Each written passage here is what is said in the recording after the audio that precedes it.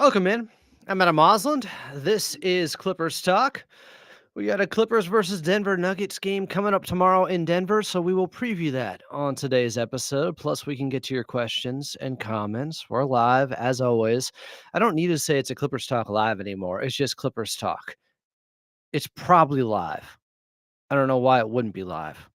I enjoy it more when it is live and I can chat with you guys and we can interact, and it gives me something to play off of here even when you guys bring up really bad trades. And I'm not saying the bad trades are the reason, the bad trade machine suggestions are the reason that I actually popped a blood vessel in my eye. I'm not saying that's the reason because I think it goes from weightlifting or I have an aneurysm going on from some of the bad trade ideas that I got last night. If you missed it, Clippers Talk After Dark. But yeah, isn't that lovely? Maybe this is actually a sign that Kawhi Leonard's coming back soon, since Kawhi did that Terminator commercial. You guys remember that, right? I can pull up the screenshot for you. And he had one of the Terminator red eyes going on. Maybe that's all this is. It is telling you right now that yeah, Kawhi's on the way. It's like, Groundhog Day, telling you about how much time left there is in winter or whatever. Mark said, "Hi, good afternoon, Adam. How's it going?" It's going good, Mark. How about yourself? Appreciate you checking in here as more people come into the chat. I'm in the lovely palatial Burbank studios at iHeart. So I have quite the mic setup today. But I think I have something better now when I don't have the optimum premium sound like I do here in the studio. I tested it out last night and it sounded pretty damn good in the car with that JPM or I setup, whatever everybody has with the little clip-on mics that seem to be pretty expensive. And Carlo Jimenez uses them for his TikToks. Good enough for Carlo, good enough for me. Are the Clippers good enough to beat the Denver Nuggets 3 times in this regular season already? Yeah, they played each other a lot. They played each other twice. We're going to talk about how some of those games went, how they were able to hold on for their first 2 victories against Denver, where the Denver Nuggets are at, by the way. Mark said another day alive, so thank God. Same, because last night it got a little bit creepy in the car. I did my impersonation of that famous scene from the Blair Witch Project, where someone got their nose really, really close to the camera and said, "I'm so scared right now." I did that as I was in my car at 10:30 last night near a park in Burbank because I didn't feel like going to the studios, and I can't do it from home because I've been kicked out of the apartment. It's really not the most harmonious situation right now between me and the neighbors, I guess. But we persevere, we endure, we survive. Clippers Talk is 7 days a week. Some people are saying, "Do I need a day off? Do I need a day off?" I think I could use one, guys. No, it's not some all work and no play makes Jack a dull boy situation in The Shining. I'm not going crazy or anything like that. I'm not. I'm not. I'm not. Hey, from Japan said, "Hello, Adam. I'm too cold from today. F." How would you say the entire F word in Japanese? Mark said, "Blair Witch clip. I saw that. I was dying." Oh, I'm glad people appreciated the Clippers Talk performance art going around. Somebody said it looked like the Blair Witch Project last night. I'm in my car. I got the little light on. It's dark around me. I saw a couple people walk by. It was scary. It got kind of tense. I mean, if there's no tension, if there's no risk, it ain't Clippers Talk. If I'm not risking death, are you even podcasting, bro? Come on. We know what this show's all about. Take it to the limit. Who else do we got in here, guys? Let me know as I take a chug of this Coca-Cola Zero. I've been kind of doing a fast thing trying to reprogram my body after a couple of bad weeks where I just thought I could outrun my diet. But eventually that doesn't work. You get older, you just have to eat better. And I'm not saying drinking a case of Coca-Cola Zeros a day is that, but I am saying I'm trying. All I've been eating is like Trader Joe's teriyaki chicken, which is a pretty good deal. $10, big bag. You can get 2 servings out of that. It's probably 130 grams of protein or something like that. I'm good for the day. I'm satiated. I'm fine. I'm not that hungry. Okay, earlier I did have a little bit of a cheat meal. Full disclosure. The best M&Ms, peanut butter M&Ms. Not the mega ones. I'm pretty sure those mega peanut butter M&Ms that you're seeing out there was just like an explosion at an M&M factory that gave them some weirdly, oddly shaped peanut butter M&Ms. And so like, oh, what do we do with this? They're not shaped normally. They're much bigger. They're larger. They're asymmetrical. What do we do? I just call them mega peanut butter M&Ms. Put that name on it. Mark said, do you not like regular Coke? Because I hear that Coke Zero is worse for you. Well, you might be correct.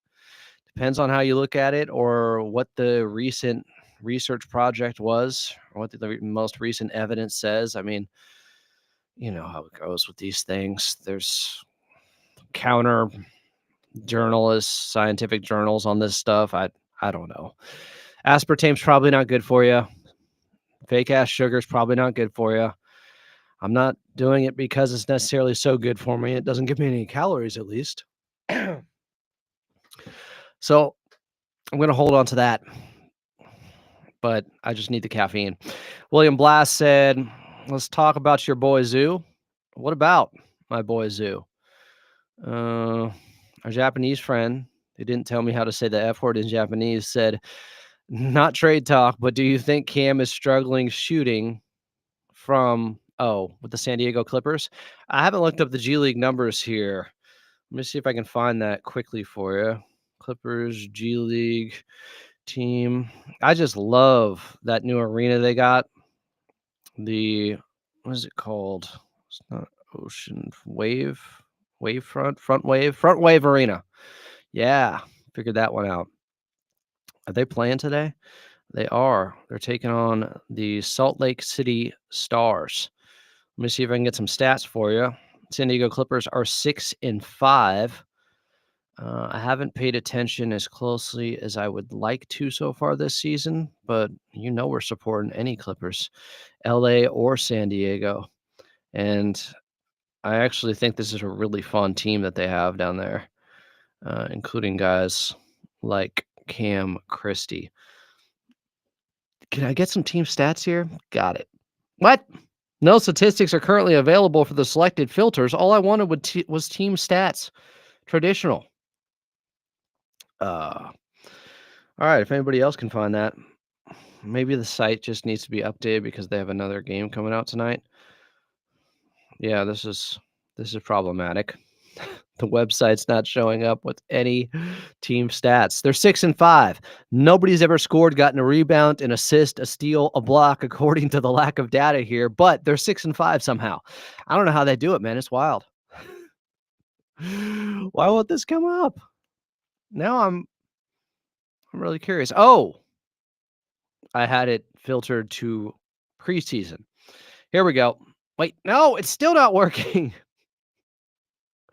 I have it on regular season now.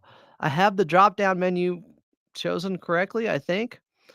Okay, so this is team traditional stats. What about player traditional stats? Player, it's the tip-off tournament going on right now. So here we go.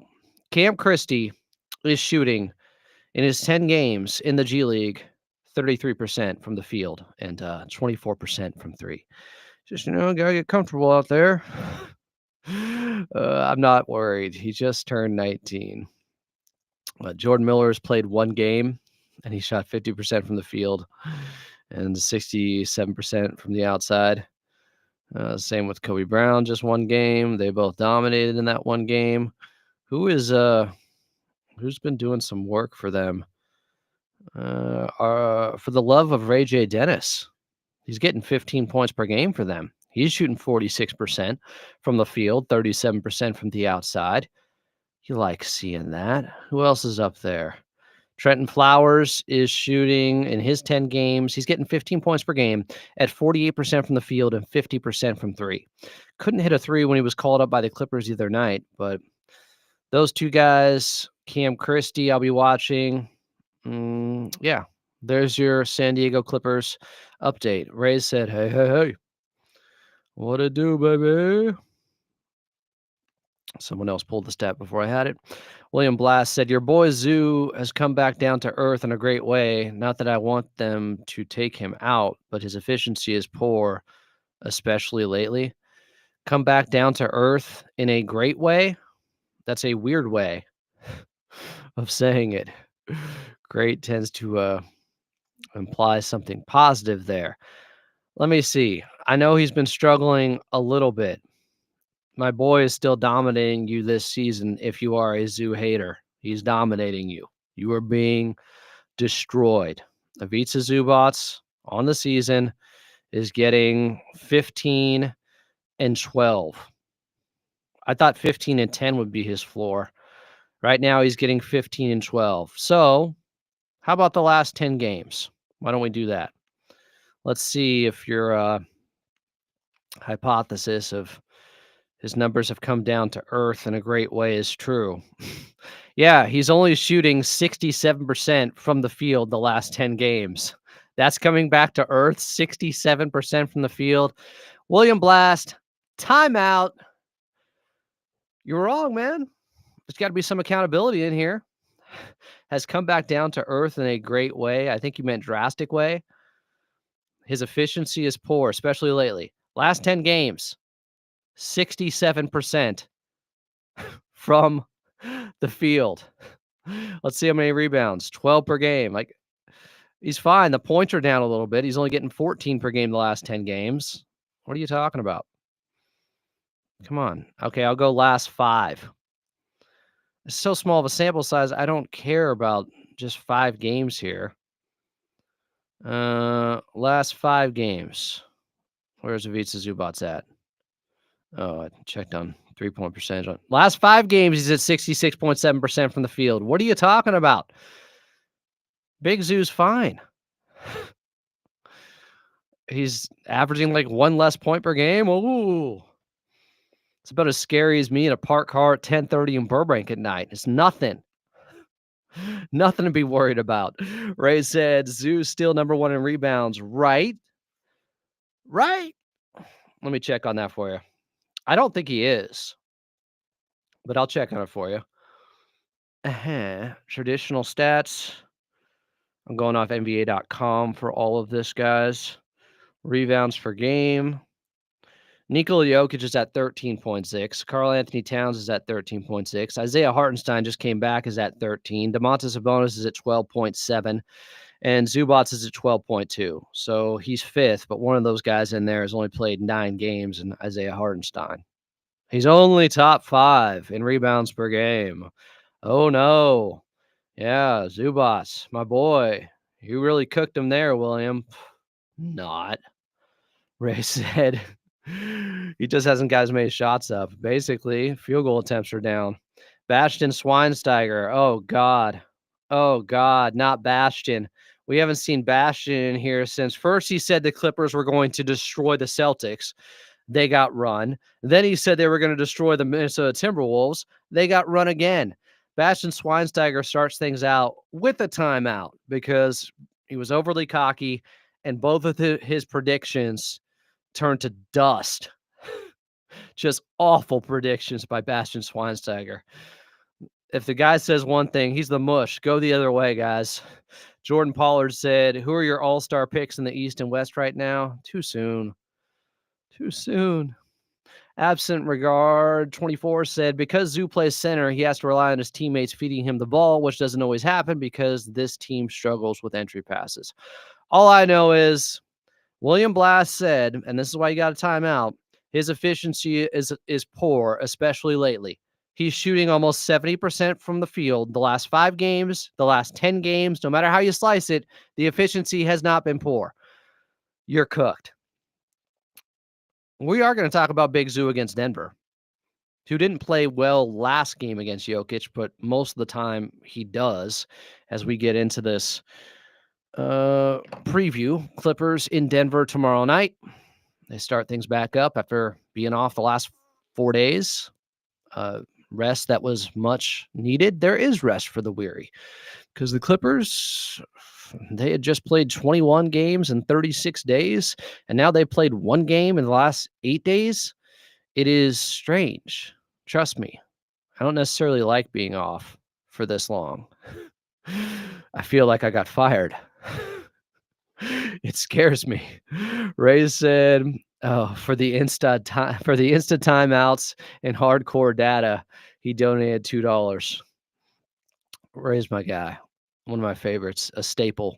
He's on the Mount Rushmore of the Addams family in here. Da-da-da-da. Da-da-da-da. Ray's been with us from the beginning. Although Bastian Schweinsteiger, who did get a timeout, well, I do appreciate what you pointed out. The Lauren Rosen interview that you missed live. You can still check it out. It's in the live section. It happened earlier yesterday. Lauren Rosen from Intuit Dome gave us an update on Kawhi Leonard. Kawhi Leonard, do not miss out on that one. Steve said, going to be tough without Derek Jones Jr. He was one of our most consistent guys this past month. Past season so far. Through 25 games, he's been awesome for the Clippers. And what's cool is when we go through some of the data here and compare and contrast with the Denver Nuggets, you will see where the Clippers are at in a lot of these categories 25 games into the season, which is 30% of the way into the NBA season. They play 82 games, 25 games in means they are 30% of the way through the season. Oh, William Blass is back. Said, if Zoo plays well, I can admit it. When he plays trash, I can admit it as well. And he has been playing boo-boo when I watch. We don't care when you watch. The numbers are the numbers. The eye test is subjective. The numbers are objective. They are reality. They are historical data. I do not care what you think. I care what the reality of the situation is, regardless of what you think you saw. Ivica Zubac has been playing well. Case in point, you said his efficiency was way down. He's been shooting 67% from the field the last 5 games, the last 10 games. He's fine. It's you, William. Adjust your bias. Get rid of it. Be objective. Be honest. Or just watch ball. And I love William Blast, but peace. If you don't like Big Zoo, you're going to say his efficiency's down when it clearly hasn't been. I'm not going to do it. I'm not going to hate on Big Zoo. So, an L has been taken by William Blast. We can move on. Our friend from Japan said 15 feet post up. How do up the field goal percentage? This is the team issue, not only Big Zoo. 15 feet post up. You're saying the mid range they struggle? They do. How do they fix that? They get Kawhi back. That'll fix it. Okay. Ray just said, per Joey Lynn, Kawhi Leonard, Terrence Mann, and Derek Jones Jr. all remain out for tomorrow's game against Denver. James Harden is officially available after missing last game. Guys, I already told you, James Harden said he's playing the next game at practice. And these 3 guys, we knew they'd be out. This is not news. He already said he's playing. I love the reporting from Joey Lynn, but he already said it yesterday. I'm not worried about it. He played in both practices. He just had 8 days straight off. Did you think James Harden wasn't coming back from a sore right groin? The guy's a tank. Rarely ever misses games. That was not even a question. Ooh, somebody that is a questionable. Jamal Murray. I think he'll end up playing. He hasn't played in, I want to say, their last 2 games. So he's not responsible for their loss to Washington. And then he's not responsible for their comeback victory the very next day against Atlanta. But they've also, like the Clippers, have had a ton of days off now. Christian Brown is probable. I expect him to play. Aaron Gordon, I expect him to play. Dario Saric, even if he's available. Well, I don't think he's played significant minutes or minutes at all in either game in this matchup against the Clippers so far. Let me double check on that. Dario Saric, he played 11 minutes in game 1, was 0 of 2 and was a minus 12 out there. And then in game 2 against the Clippers, he did not. That was a DNP. So he played 11 minutes so far in the matchup. 3 Dozen said, "What up, Adam?" Absent said, "Should the Clippers start Batum or Coffey tomorrow?" I'll get into that, even though I brought it up like the last 3 days. Bastian Schweinsteiger, who got a timeout, unwilling to admit he was wrong once again after saying that the Clippers were going to destroy the Minnesota Timberwolves, and then the exact opposite thing happened. It's the second time this has happened with Bastian Schweinsteiger. Remember, he said they were going to take out the Boston Celtics, who are overrated. That did not happen. Maybe check the final score there. What did happen recently is, I guess we can get into this question right now about Batum or Amir Coffey here. Well, I was on Locked On Clippers, and it was our friend Darium Desiri, as I type into another computer, as I try to see the keyboard here, trying to work this out. So I was on with Darian, and I'm going to pull some audio for you with him asking me that question. This was a couple of days ago. I got to tell you a little. Right. No free promo. No free promo. No free promo. No free promo. Ready and ready. Both of them season, Adam. As far as James Harden and Amir Coffey, got any updates on them given their status? They didn't play the other day. So both of them participated in practice, as did Mo Bamba, who was out the last game too, with basically load management on his knee swelling that he had going back to last season with the Philadelphia 76ers. So I expect all 3 of those guys to be ready to go. Guess what? They are. Chris Dunn was also dealing with an illness the other night against the Houston Rockets. He's okay now. He was questionable heading into that game. So there's 4 guys right there that are healthy again. And by the way, Amir Coffey going out right before the game started with that shoulder contusion from the layup line was against Houston. Everything was going against the Clippers there, but they should be back for Friday. Awesome. Okay. They will be. Zoo? Yeah. Amir started. Do you think Ty's going to go with Nico over Amir, though? Here's the question. Here it is. This was from, I think, Monday night or Tuesday night. Me on Locked On. This is not AI Adam. This was actually me giving you the answer before we even heard from Coach Lou about it. Zoo? Yeah. Okay. Do you think Ty's going to go with Nico over Amir, though? Amir started the 6 games that Norman Powell was out, but I'm trying to think how many times he started him at the 4. I just like the matchup with Nico against Denver. He has had good moments against Denver. Do you start Nico on the Joker and have Zoo guarding Christian Brown? I could see that a little bit, and they could play some of that sandwich game against the Joker like the Lakers have done in the past with Rui Hachimura and Anthony Davis behind him. In this case, it would be Nico and Ivica Zubac. Or maybe you can do Zoo on a Gordon and then Harden on Brown, which is probably more likely what they're going to do. Yeah, I could see that. It's just you have options with Nico going up against Denver, and that's what excites me about that matchup. And MPJ's been so good this season, having someone like Nico who's got some of that crazy length and that wingspan that can potentially – few guys can actually affect MPJ when he's shooting jumpers, but Nico might be able to a little bit. Are you guys listening to me? Listen to this. This is really smart. Yeah, I've seen Nico Batum still show off the hops with rear view contests and blocks that go off the backboard. It's still there. I know he's turning 36. He's a little bit older. Nico is one of those guys, Sneeko, they call him for a reason, because he's able to pick his spots when he wants to show off that he still has enough athleticism out there to be a versatile wing. Yeah, and my last question, how do you feel about the Nuggets so far this season? I mean, they have not even just like the way they match up with the Clippers, but just in general as a competitor down the line, because they have our old friend Russell Westbrook. They have our old friend DeAndre Jordan. It's been a weird season for Murray, as you mentioned on, I don't remember if it was Clippers talk or this episode. What do you think about them so far this season?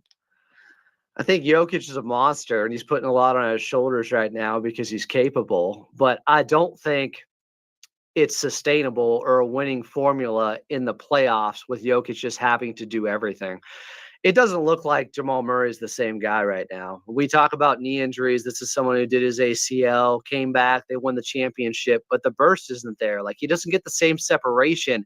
And when smaller guards lose that burst, we've seen it with Dame at times, although he's having kind of a renaissance year right now. But like, it can go quickly with them. And I hope he gets it back because he is one of my favorite players to watch, but they're not the same team. They've lost good veterans. They lost Bruce Brown, I should say. Bruce Bowen, I'm going back a little ways here. Not that good of a defender, but a solid wing and a three-point shooter. And then last season, KCP.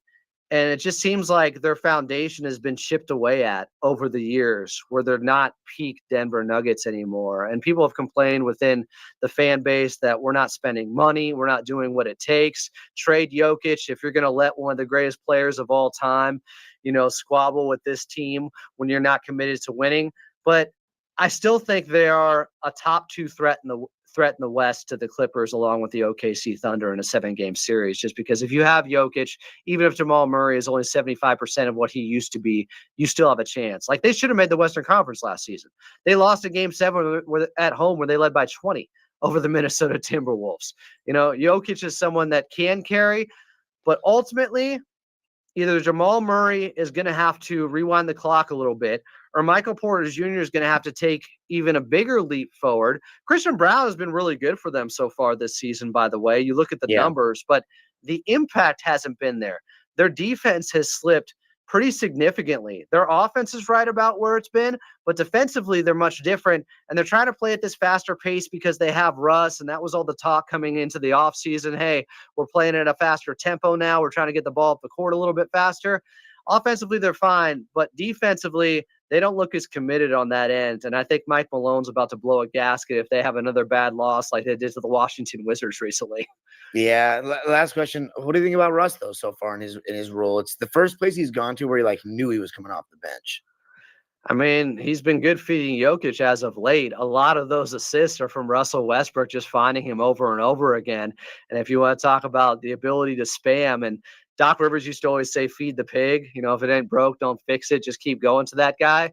And Jokic is putting up monster numbers. And a lot of that is because Russ has been setting him up. It started off extremely rough where he was shooting like 20% from the field the first couple of weeks of the season. But slowly but surely, he's gotten a little bit better. I just think ultimately, Russell Westbrook is a ceiling lowerer. I've always felt like that about him because of his erratic play, more disciplined and methodical in those big playoff moments when you value possessions. And Russ has never been that guy. He plays his best within chaos. And in the playoffs, the game is going to slow down. So while there are times this season where they look really good playing a little bit faster and Russell Westbrook works, there's been other times where it looks like a disaster out there. It's just the Russ roller coaster. It's what it's always been. Yeah, it's going to be. Well said, Adam. No, sorry. Yeah, that gives you an idea of where I'm going with who I think should be starting between Amir Coffey and Nico Batum, I think. But we had another conversation on Clippers Talk with Dime coming on as we did a home and home. He came on Clippers Talk. I came on Locked on Clippers. And there's some particular audio where my prediction was for Amir Coffey and Nico Batum that you have to go case by case. Basically, it is matchup dependent. It depends who you're going up against, whoever guy you're starting that night. As I'm trying to scroll through and see if I can find this audio, because then I want you to hear from Coach Lou here. Charger in my computer so it doesn't die, but keep going. Still hear me here as you dropped out and came back in. Darian, you got me? Darian got like a wing around the same size, up but at one point. He's was I find funny, Adam. Right. Our analytics very similar. No, definitely not kind of. I just wish you could do it more, but we've really been shooting 41% from three. And his three-point shooting right now, I don't think it's necessarily a fluke. I don't know if he can hold this, but I think he could shoot over 40% on the season, even though right now he's at 43%. Amir Coffey, I'm talking about. I think 40% is attainable. Last year, he was at 38%. A couple of years before that, he was at 38%. He was at 41% on low. And I still believe that from a day or so ago that Amir Coffey can shoot above 40% from three on the season. And a guy who, by the way, was traded during the summer of 2023. This who has, we'll keep the conversation going. But we debated Nico versus Amir Coffey here, who should start on Friday, myself and Dime Dropper a little bit. I do wonder what's going to happen on Friday night, because I think against Denver, there's a real case to make, guys, that Nico Batum is the guy you start in place of Derrick Jones Jr. at the 4. So therefore, you have James Harden, Chris Dunn, Norman Powell, Nico Batum, and Big Zoo in your starting lineup. The reason for that is Nico can guard Jokic some, believe it or not. He is somebody that can switch on to him, front him some. I'm not saying it's the most effective defense. What is against Jokic, especially right now, he's on the biggest tear of his career and just completely dominating and trying to more on that in a second. Go for that 4th regular season MVP. But I do feel like there's a case to be made that Nico Batum, the bigger body with Aaron Gordon back for the Denver Nuggets, should be the guy starting over Amir Coffey. The other side of that is Amir provides more offense for the Clippers. And I don't know, though, if that's what you necessarily need to replace when you're losing Derrick Jones Jr. Nico Batum recently had a game where he ended up, I think, hitting 4 3-pointers. And slowly but surely, his shot making from the outside has been coming around. That was against Minnesota in that 1-point loss that the Clippers had. As we reconnect with Dime Dropper here. And my computer just blacked. Amir Coffey, and then talking about who could be in the starting lineup Friday night, because I actually think Nico could start with Derrick Jones Jr. out against a team like the Denver Nuggets because of his size. He can switch on to Jokic at times. They're going to have Aaron Gordon out there. I know you can say scoring-wise they should go with Amir, but Nico's the bigger player, and you're only losing someone in Derrick Jones Jr. that averages 10 points per game. His three-point shooting has been very good, but I think Nico can supplement some of what Derrick Jones Jr. was doing. What say you? Let's hear from Dar and what he thinks. It seems like Ty's not been very pro giving Nico a lot of minutes so far this year, though. That's the only thing. There's been some. He might have to now. Yeah, I just don't know if he's going to have to play more minutes regardless. But okay, starting Chris Dunn, Zoo, Norm, obviously, Harden. So it's just. I think it's going to be Amir, honestly. I don't think he's going to change it. I mean, there is the possibility of starting Nico. And would you put him on Jokic to start, though, and put Zoo on Aaron Gordon to try to switch pick and rolls, or would you put him on Aaron Gordon? I mean, they just saw that with Ime Udoka doing some of that stuff against them, and they have done it in the past. I just think it opens up that option, at least, if you have Nico out there for a little bit more switchability. I don't hate it. I actually, by the way, I think Harden's going to guard Gordon to start the game because they usually put Harden on a guy that, they put Harden on a guy that is more physical, not the quickest and the worst shooter. So I could see that. Yeah, that makes sense to me. I was going off a little bit about Amir Coffey and him shooting 43% from 3 so far this season. But for him, I don't know if it's that much of an outlier. He has shot 41% on low volume before. He shot 38% on higher volume just this last season on the same amount of takes. All right, you heard this part, I think. Comes back, hopefully. I think a healthy Timberwolves. No, am I scared of the? All right, so there was me on with Dime Dropper on this very channel on Clippers Talk just a couple of days ago. But then we heard from Coach Lue yesterday. This was at practice. Today was a travel day for them. And I want you to hear what Coach Lue said about who should be playing between the two when it comes to Derrick Jones Jr. being out. Who do you got, Batum or Amir Coffey? I got to find this. His place, see how much he can do. Just kind of who we're playing, so it's going to be pretty much a game thing. I think depending on who we play. I think listen to this. Maybe more of the starts off, not 4, but I think it's going to be A game-to-game thing. I think depending on who we play, we start Amir or if we start Nico, just kind of who we're playing. So it's going to be pretty much a game-to-game thing. A game to game thing, like I've been saying, case by case basis, matchup dependent. That's what they're going to go with. Now, I saw this earlier from Law Murray, and it makes me believe he's thinking the same thing I am. Against Denver, you should start Nico Batum. He had a tweet, Law Murray of The Athletic, saying the Clippers are only dressing 11 players for Denver. And in the starting lineup, he had it Harden, Powell, Dunn, Batum, Zubats. Off the bench, Kevin Porter Jr., Bones Highland, Jordan Miller, Amir Coffey, and then Mo Bamba. So he seems to be saying that his belief is Nico Batum will be the guy that goes. He also pointed out that Batum started the preseason game when Derrick Jones Jr. rested against the Kings. That was their last preseason game. And Nico Batum started the second half Sunday versus the Rockets when Kevin Porter Jr. was ruled out. So I think all signs point to this matchup being a good one for Nico Batum. Russell Martin can disagree all he wants, saying they need more athleticism. I don't think there's this significant difference between him and Amir Coffey in that way. Yes, Amir Coffey is the younger player. Nico's about to turn 36, but Nico Batum is the bigger, stronger guy that can play Aaron Gordon, or he can play Michael Porter Jr., or he can play Nikola Jokic at times. I think it's more important to have that versatility defensively than having someone with a little more juice on the offensive end in Amir Coffey. They're still going to have Norm Powell out there. They're still going to have Zubats and James Harden offensively. So I'm not as concerned about that side of the basketball against Denver. I'm concerned about having more options to guard Nikola Jokic, to throw more defensive coverages out there that could disrupt their rhythm, because the Denver Nuggets are better on the offensive side of the ball. And we can go through the numbers here in a second. I want to respond to some of this stuff. Hello Dolo said, not having DJ hurts, but we can win this. I believe in the guys. I'm mostly glad James and Coffey's injuries weren't serious. Most definitely. A friend from Japan said, I'm in agreement on the matchup, but I'm a little scared of Aaron Gordon being on fire.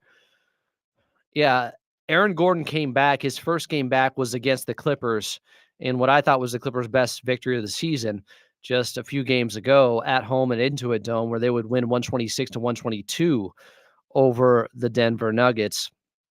That was a game where James Harden and Norman Powell combined for 60 points. The Clippers hit 18 three-pointers, but it was also the first game with Aaron Gordon being back. And in his 24 minutes, he had 10 points, but he didn't look right to me. He noticeably was out of sync with Nikola Jokic, who tried to find him late in the game for what typically would be a money pass to Aaron Gordon in the dunker spot, one of those Jokic no-look passes to Aaron Gordon. They have a great connection, and Jokic threw it past him, and you just don't see that. Those two are always on the same page. Plus, defensively, the Clippers actually went at Aaron Gordon a couple of times. It was his first game back. I think they wanted to test him. So that's a big deal that Aaron Gordon in that first game wasn't quite up to speed. I do think he'll be better, much better tomorrow. He's said in the past, when he gets more days off, extra days off, he feels better. He's better in those games. Holo Dolo said, correct me if I'm wrong, but Clippers this year have been doing well during the Jokic minutes and letting their foot off the gas when he sits. There have been some of that. In that game, I think they did lose the first stint, or in game one against Denver, they lost some non-Jokic minutes and ended up winning the game anyways. So I do think there's at least been a couple, or at least one stint where they lost the non-Jokic minutes and still won the game somehow. Chemo said Kawhi will be back by Christmas. Don't care if it's standard Xmas 12/25 or Orthodox Christmas on January 7th. Santa Claus is coming to town. Ray said, friend from Japan, can you post your username in the English alphabet? Really curious about what the kanji character means. Did I say that right? I'd love that too, because this person from Japan has been with us think since I this channel about 3 months ago. Only 3 months in, guys. We haven't stopped for about 2 months now of doing shows. So let's talk about the matchup and what has occurred so far in 2 games versus the Clippers and the Denver Nuggets, where the Clippers are 2-0. I'm still frustrated that they had a rescheduled game against Denver because initially they were only going to play them 3 times this season, which means the Clippers had the head-to-head tiebreaker against Denver because they had already won the first 2 games. If they're only playing 3, they had already won the head-to-head tiebreaker. Now the NBA schedules another game for the Clippers against Denver after the in-season tournament and them not being in the knockout or participating in the knockout round. So now Denver has a chance to tie the season series with 2 more games left. If they win the next 2, what happens is it kicks down to the next tiebreaker. After head-to-head, it goes to conference record for 2 teams that aren't in the same division, where Denver would currently be leading the Clippers in that area. Oh, we also have to acknowledge that Bastian Schweinsteiger did say he was wrong. He said, "I've been in timeout for 7 episodes in a row now. I don't have much fight left." We've beaten it out. All right, Bastian. Right now, surpassed, and those past picks do matter, but you're forgiven. I'm not getting out right now. Now, Bastian said, Denver, the Nuggets are in 5th in pace. I'm going to bring that up in a second. Jokic, Ray wants to talk about Jokic, saying, Jokic will always get his, need to stop the others. I really want to win the non-Joker minutes. Stop.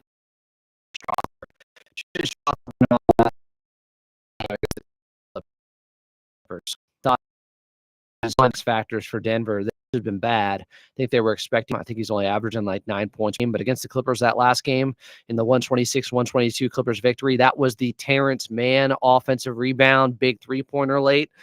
That was the biggest play of the game. Strother had 15 points on 6 of 7 shooting. This is going to be a really tough game tomorrow. Ross said the 4th game will include Kawhi, so I'm not as worried. Kawhi's lost plenty of games against the Denver Nuggets. You remember they won 8 straight games against the Clippers until last season when the Clippers finally beat them. And they won 2 games, the last 2 against Denver. So they won the first 2 this season. That means they've won 4 straight total in these head-to-head matchups going back to last season. All right. So Denver has the 7th best offensive rating in the league. They're just about where they were last season. They were 5th, 6th. Not much of a drop-off there. And when you have Nikola Jokic averaging almost 40 points in his last 5 games, yes, that is accurate because Jokic has been putting up numbers like these. 48 points against Atlanta in a 30-point win. 56 in DC against Washington the day before in a game they would lose. So you're looking at a guy that scored 104 points in back-to-back days in Nikola Jokic, but they lost one of those games. They lost the game before that, too, against Cleveland when he had 27 and 20 boards and 11 assists. They won the game before that against Golden State where he had 38, 10, and just 6 assists.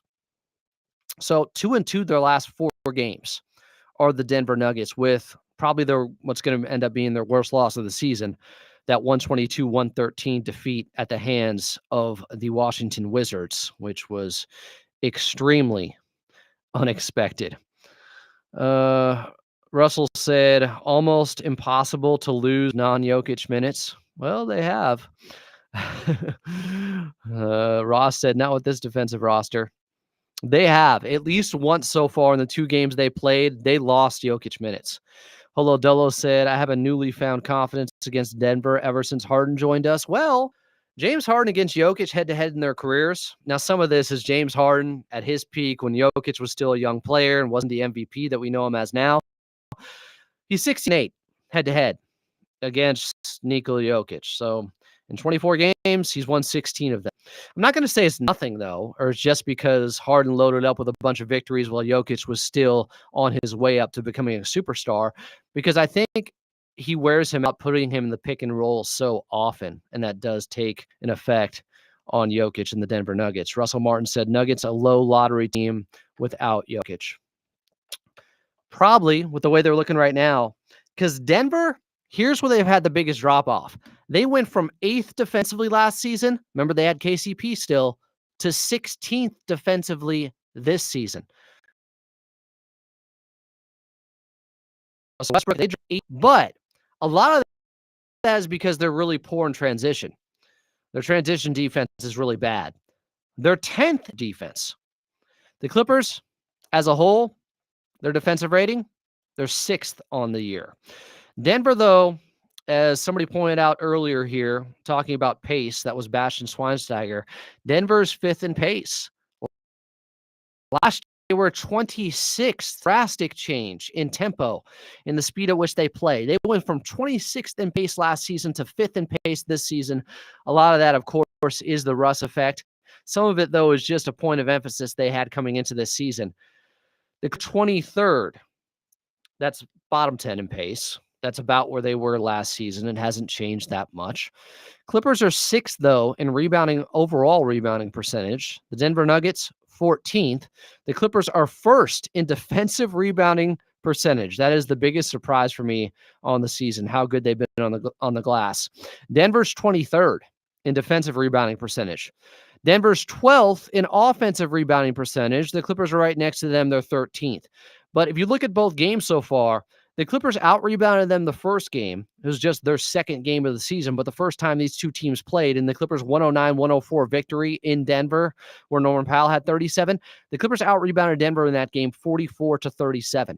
In their 126-122 win recently, just about a week ago, the Clippers out-rebounded them 42-39 and 13-8 when it came to offensive rebounds. So the rebounding has been huge for the Clippers so far in this matchup through 2 games against Denver so far this season. The numbers have played out as you would expect. They're a better rebounding team than the Denver Nuggets. They out-rebounded Denver Nuggets in both games so far. On the season, what about three-point shooting? The Nuggets are slightly better from the outside. They're at 38.2% from 3, but they're only taking 30 per game, which is one of their big flaws. The Clippers, they're shooting 4 more three-pointers per game, but at a slightly lower percentage. They're about 37%, just above that from the outside. So Denver's about a percentage better from 3 so far, but they're taking 4 fewer per game than the Clippers. And at times that really comes back to bite them. In game 1, Denver outshot the Clippers because Jokic hit those 7 3-pointers and tied a career high from distance. They went 14 of 35 as a team. That's 40%. The Clippers were just 12 of 33 in that first game, but Norman Powell hit 7 3-pointers to kind of counteract Jokic and his 7 makes from distance. Game 2, the Clippers nuked them in that big 126-122 victory at Intuit Dome. The Clippers shot 18 of 39 from 3. That's 46% from 3 on high volume. James Harden hit 6. Norman Powell hit 5. Those two guys combined for 60 points for the Clippers in that game. The Nuggets actually shot 41% from 3 in that game. Problem was they only took 24, so they hit 10. It's the volume. It's just not there for them. It's not, and it hasn't been an emphasis, and they just don't have enough great shooters, and it's gone down even more since losing KCP and Bruce Brown the year before that. What about opponent three-point shooting? Opponents are only hitting 34.4% from 3 against the Clippers. That's 6th best in the league. Good perimeter defense. Some of it might be some shooting luck going their way. The Denver Nuggets, they're giving up 36% from 3. That's 15th, middle of the pack. Denver gives up, though, the 7th most spot-up threes per game, which tells you more about their perimeter defense. It hasn't been very good.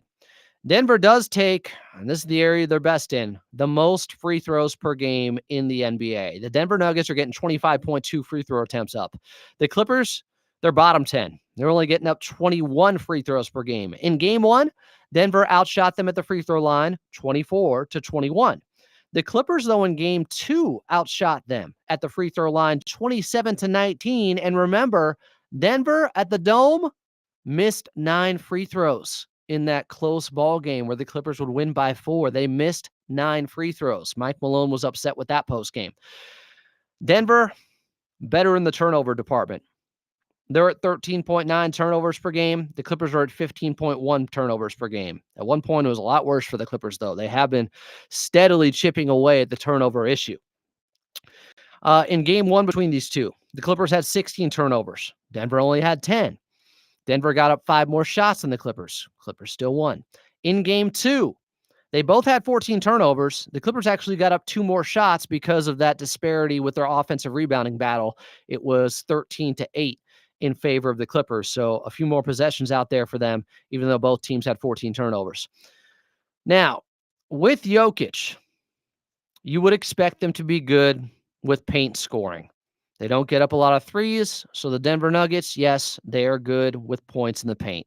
They're 4th in the NBA at about 55 points in the paint per game, which is about 6 more than the Clippers, who are 13th in points in the paint scoring. They're at 49 per game. But the Clippers are better at protecting the paint, though.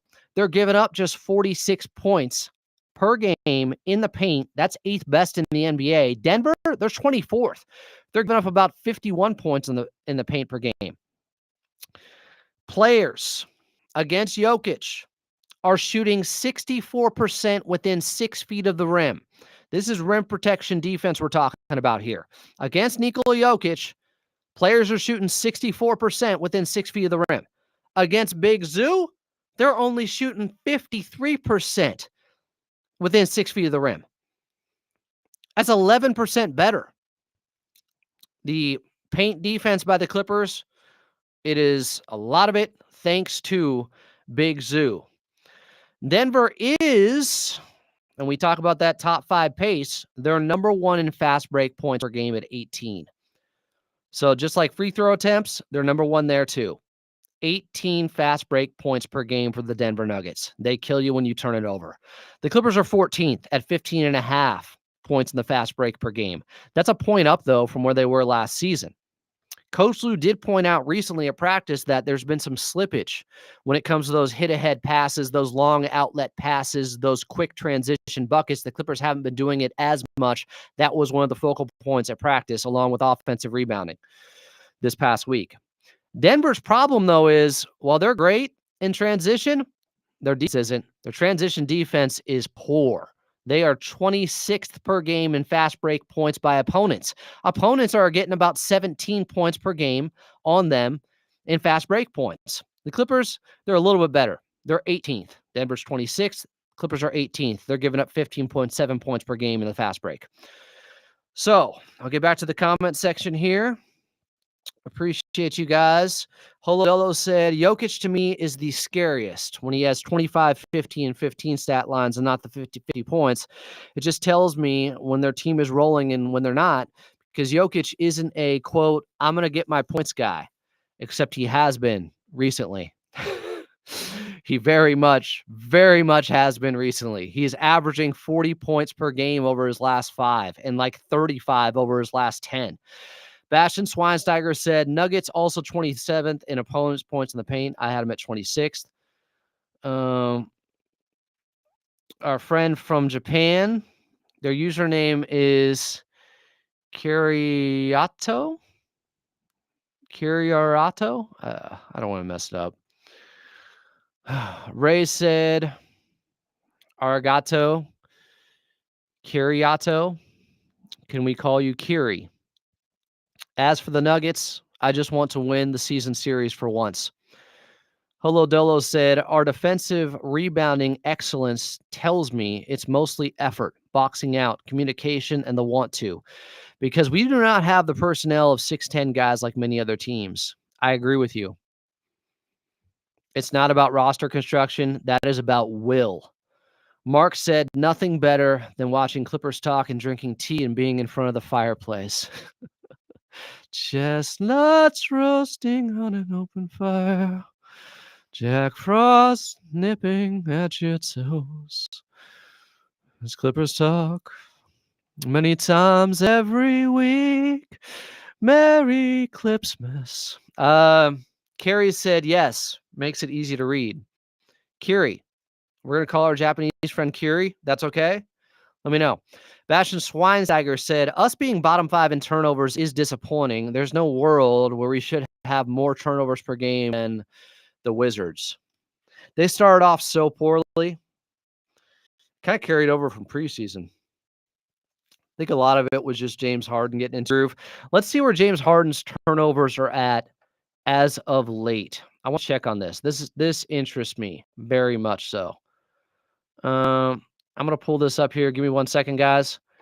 If I go players last 10 games, turnovers per game with James Harden. Does anyone in the chat have James Harden's all turnovers per game on the season as a whole?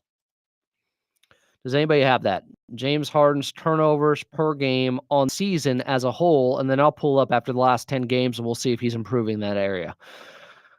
Last 10 games, he's at 4.3 turnovers per game. On the season, he's at 4.4. Yeah! Yeah! He's down 0.1 turnovers per game over the last 10 compared to the entire regular season. It's progress. It is. It's something. He went from 4.4 to the last 10 games, 3 turnovers per game. All right, what about last 5? What about last 5 per game? 4.3 still. We'll take it. Check my email. You don't have my email, do you? I'm checking it. I ain't hearing no, you've got mail. Russell Martin said, is this former Dodger? Featuring Zubats more is a great idea, especially against Jokic. But last time out, he struggled against him. Surprisingly, because typically Ivica Zubats is pretty good against Jokic. Has had his highest scoring game with 34 points, I think it was, against Jokic. But in that 4-point victory they had, most recently, Ivica Zubats had just 6 points and 8 boards and was 2 of 9 from the field. In game 1 this season, he was 24 and 15. There you go. I expect something closer to 24 and 15 tomorrow from Big Zoo than 6 and 8. The one thing I will say, though, is he had 5 assists in that second game against Denver and had some really big passes for guys on open threes in the short roll. And when Zubats has 4 or more assists in a game, so far the Clippers are undefeated this season. So it's not nothing. Mike Dang said, Adam, I think I and many others have always wanted to know, what in the world is a Mongo project? X-Mongo project. I don't know. Is Mongo in here? Ray said, I'm only a Wall Pass member, but a swell jacket sounds sweet. Maybe next season. You want to get in the swell? Holo Dolo said, I don't think Zeus' struggles had anything to do with what Denver did. His shot was just off. That's not a bad take. I felt like that. J-Dog said, Adam, my guy, coming in clutch with the live. I'm about to be done, though, my guy J-Dog. But you can rewind it or watch Lauren Rosen on yesterday, your Clippers reporter. Clippers in Denver tomorrow night. Is Russell Westbrook finally going to have a good game against the Clippers? He's 3 for 19 shooting-wise in the first 2 games against the Clippers. It seems like he's due. 3 for 19. He went 0 of 8 the first game against the Clippers. He went 3 for 11 the last game. Both losses for Denver. He has destroyed them with some really bad shooting from the outside, too. I think he's 1 of 10 from 3 against the Clippers so far through 2 games. My God. Mio said, Zoo needs to reestablish himself in the offense. Don't like how we moved on from him. He's taken less shots per game recently. I can show you that. If you go last 10 games with field goal attempts for Ivica Zubats, he's at 9.9. But on the season, he's at 11. So he's down a shot attempt over the last 10 games to where he is on the season. And then the last 10 games have affected his season averages in field goal attempts. So it's probably even more than 1. I want to see Zoo get at least 12 shots up. At least. Chris G said, just joining. What I miss? A lot. Holo Dolo said, "Oh yes, is Murray back or is it unknown as of right now? He's questionable." I expect Murray to play just because he had a lot of time off. He missed their last 2 games. He's had a week off, just about a week. Chris G said, "What's the word?" Bird is the word. Ray said, "A mongo is a Filipino savory mung bean soup. It is made from mung beans, garlic, tomatoes, onions, various vegetables, and patis, fish sauce. Maybe they're from the Philippines." I feel like Ex Mongo has said, yeah, something about the Philippines before. Good work. Good detective work. We got a true sleuth here in Ray. Mike Dang said, "I do like mung bean milk teas." J-Dog said, "Yes, sir. That's what I'm going to do and listen while at work." And already listened to all those from yesterday, too. Wow. You are a Clippers talk soldier. Because last night's, I think I dropped an F-bomb. I was getting a lot of bad trade requests. I just didn't want to, wasn't in the mood. It was 10:30. I was in my car. It was cold. I was frightened. May have pooped my pants a little. No, I didn't. JDog777 said, "Been going crazy without Clippers ball." Stir crazy. Y'all got any more of those Clippers games? Is this a 5 o'clock free crack giveaway? Tyrone Biggins. All right. There's a preview. We need, I don't think you're getting 60 points. Here's what I'm going to say. I don't think you're getting 60 points from Norman Powell and James Harden combined like the last game against Denver, guys, where James Harden had his best game of the season with 39. Norman Powell had 28. You might get 50 points. You might get 55. I don't think you're getting 60 combined from those two guys. Who else is going to step up? Who's going to be that other guy?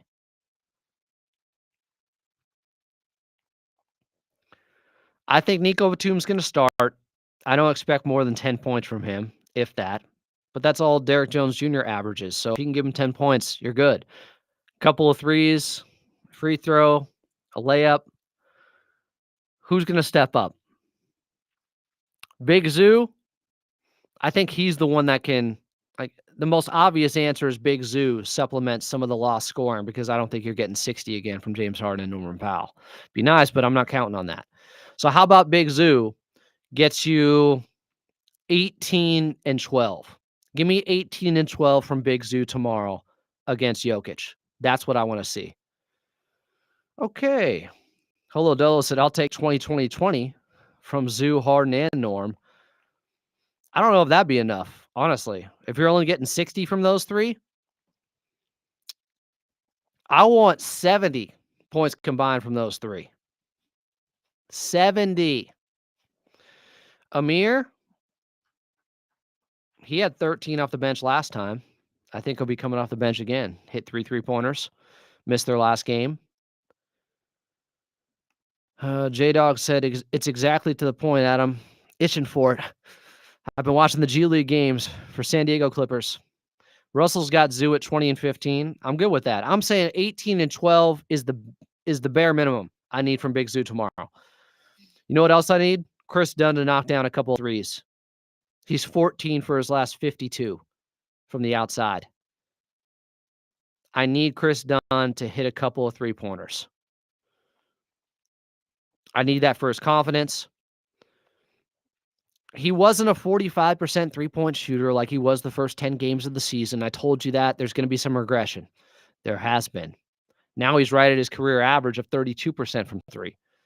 But shooting 26% from three over his last 52, that's too low. He's due. He's due. He ain't 45% from three. He's also not 26% from three. Just give me two threes from him. And then Jordan Miller off the bench. I need 12. I need 12 from Jordan Miller. He can get 12 if they give him the basketball. I thought he was going to get 20 the last game. I think he ended up with 12 against Houston. Once DJ was out, I said, give him 20 shots. He went at Jabari Smith Jr. After he blocked his shot, he went right back at him. Ray said, Chris, get the job done with 3s and 4 steals. 3 threes and 4 steals. Okay. Hello Dolo said, I saw Dunn and Harden practicing the 3 ball on the side together. I'm sure Dunn is aware and working his tail off. I'm not concerned about that. Not at all. You never got to worry about these guys not putting in the work. This Clippers team is focused. Gonza said, even when Jokic gets 50, they can lose against the Wizards. That's what happened. He had 56. I'm fine if Jokic doesn't have double-digit assists. Keep him under 8 assists. How about that? In both games against the Clippers so far, remember the first game he had 41, but he only had 4 assists, and the Clippers won in Denver. It was Clippers' second game of the season. Norman Powell lit him up for 37. They're going to put a lot of attention on Norman Powell. He's gotten him twice. Mike Malone keeps talking about him. So other guys might have to play well off of him. That's why I'm saying Chris Dunn's got to knock down a couple. Some of the role players got to step up. But in game 2, Jokic had 28, 14, and 11. And the Clippers still won. And he lost his minutes.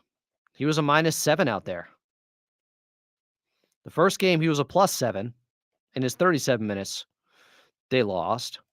The second game, he was a -7 in his 39 minutes. They lost. If Jokic loses his minutes, they're probably losing.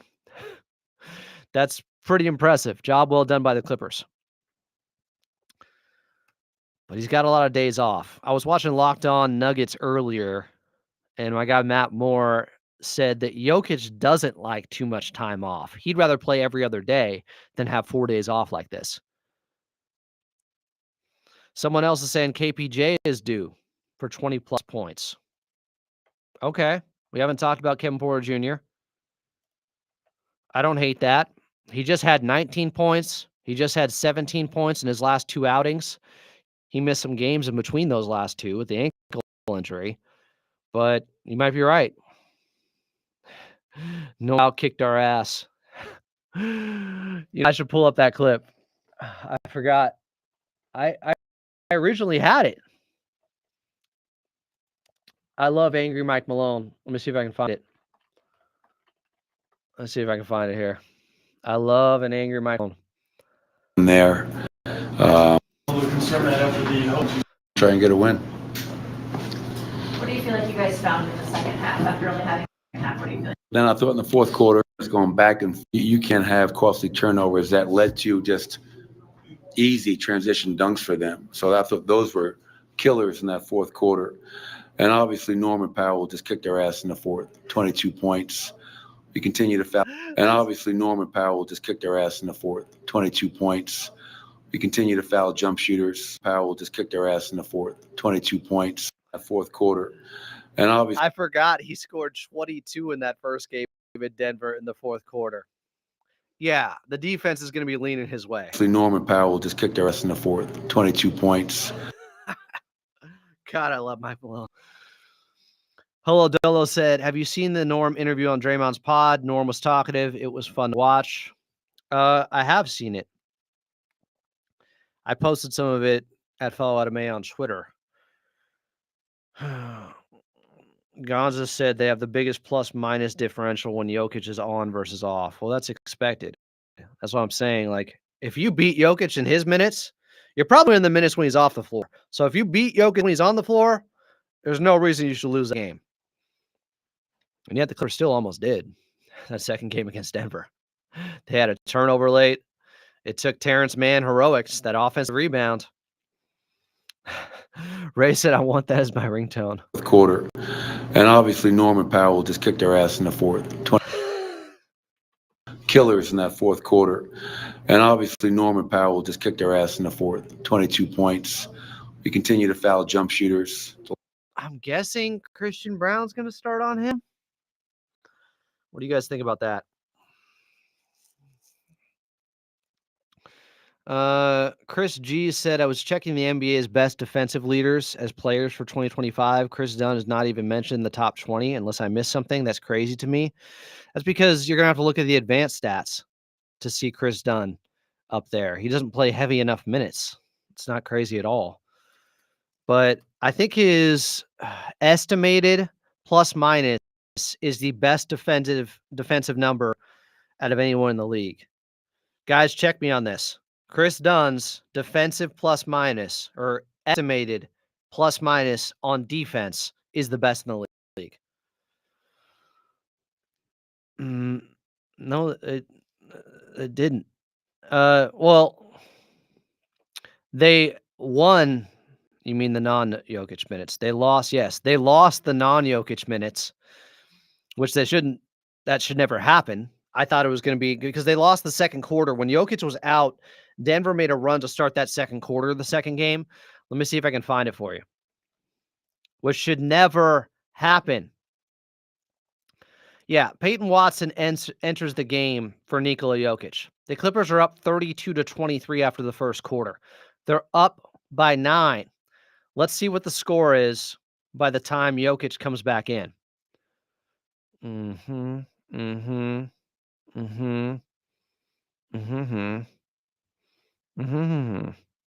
He comes back in and it's a 3-point game. So yeah.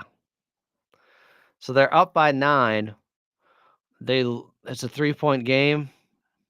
So they lost him by 6. 6 minutes there. 6 points there. Jesus. Yes. That cannot happen again. Who did damage? That was Julian Strother doing some damage. He had an and one. He had a dunk. He had a floater. A lot of that was Julian Strother. It started with Jamal Murray hitting a 3. So you got to be concerned about that. You cannot. The likelihood that you lose the non-Jokic minutes and still win the game is very slim. Yes, it happened here. You do not want to rely on that because the majority of the time Jokic is going to win his minutes, and he was a -7 against the Clippers last time out. It was the other guys that did their job. A lot is asked of Nikola Jokic. It happens. This is going to be a tough game for the Clippers. I'm very concerned because if they lose it, that means they would have lost 3 in a row. Am I accurate in saying that? I don't want to be, but I'm pretty sure they just lost to Minnesota and to the Timberwolves. Yes. And on the season, they have lost 3 in a row once when they went to OKC, then Houston for 2. They've lost 3 in a row twice already. They're still 14-11. When they lost to the Blazers, Suns, and then Thunder at home back when they started 0-4 at Intuit Dome. Okay, just because they've lost 3 in a row twice doesn't mean I'm going to feel very good if they do it for a third time. I know they've done it twice and they're still 14-11, but I don't want to see it a third time. I don't want to see them lose 3 in a row the rest of the season.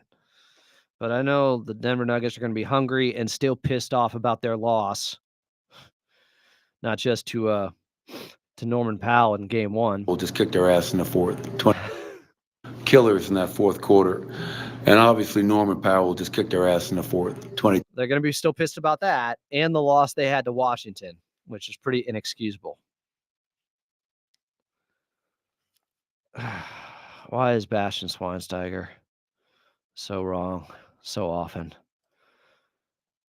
They also lost to the Houston Rockets. Since that loss to they didn't beat the Blazers. Yes, they beat the Blazers prior to losing to Minnesota, and then they played another game after losing to Minnesota. Where were you? They lost to Houston. So if they lose tomorrow, by my count, guys, that's 3 in a row. By my count. I could be wrong. Did Bastian Schweinsteiger just get his ass kicked by math? Killers in that fourth quarter. And obviously Norman Powell will just kick their ass in the fourth. 20. Math is kicking Bastian Schweinsteiger's ass right now. So if they lose tomorrow, it's 3 in a row. I know. A lot of days off. That could mess with your count. All right. I'm out. Oh, Bastian Schweinsteiger, here we go again. Oh, we lost to them with our G League squad. That doesn't count. It counts. You're in timeout. Oh, he's right back to his old ways. Holo Dolo said, I'm rooting against every West team above and below us. Rockets or OKC will lose soon. We win. All right. Appreciate you guys. I'm out of here until tomorrow with the pregame show starting right back here at 5. Clippers in Denver taking on the Nuggets, trying to stop a 2-game skid. This has been another edition of Clippers Talk. Killers in that fourth quarter. And obviously Norman Powell just kicked our ass in the fourth.